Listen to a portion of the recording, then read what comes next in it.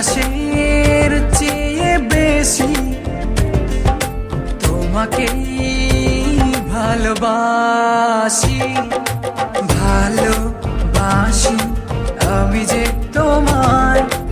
এই কথাটাই ছিল শুধু বলা।